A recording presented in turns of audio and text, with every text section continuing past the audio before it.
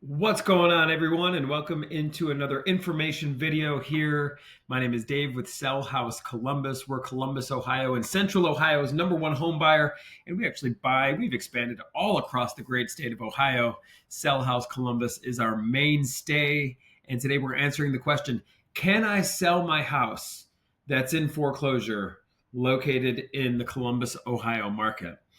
We deal with a lot of situations here. We've seen it all over 13 years. We've been buying houses all over Ohio. We've dealt with many, many foreclosures, many banks. We've stopped many foreclosures.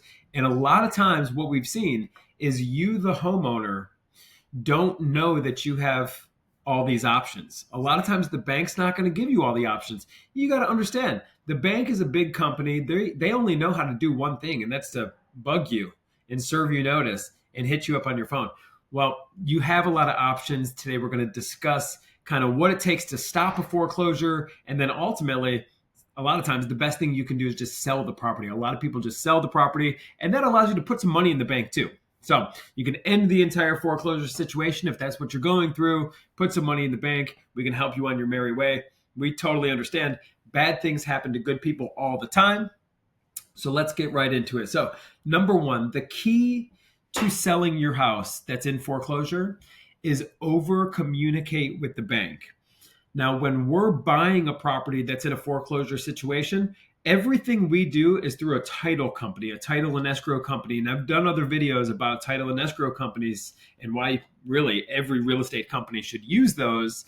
But we actually have them get from you like an authorization to contact the lender on your behalf.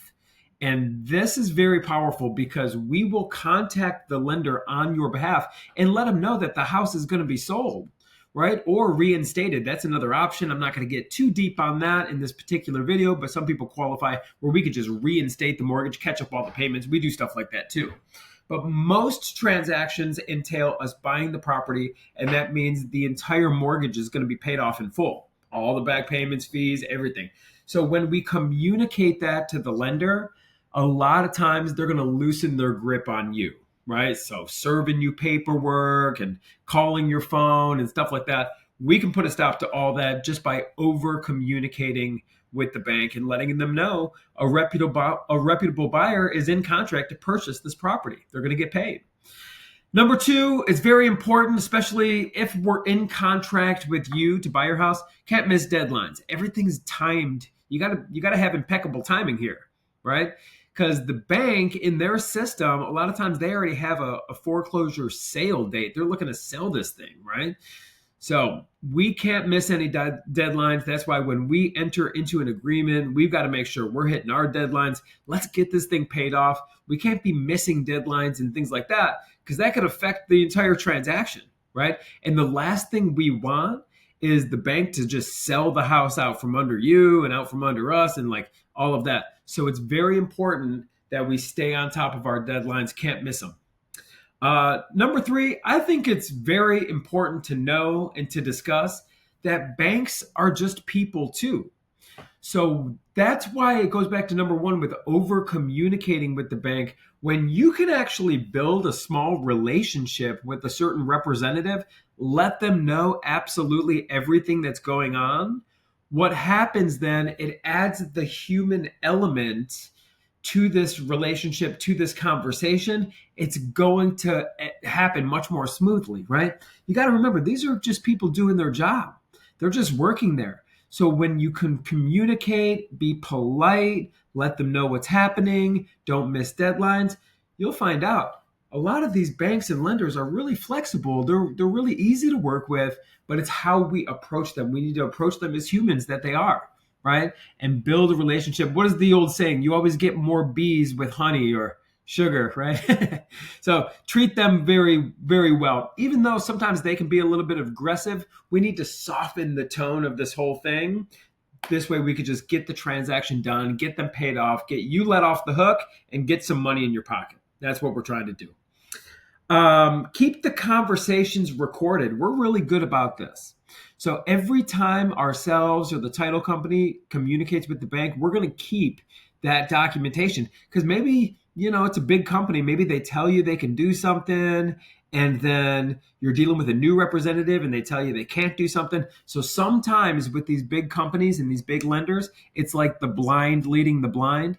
That's why it's so important to keep records of all the conversations. This way, everybody's on the same page when it comes to getting this thing paid off.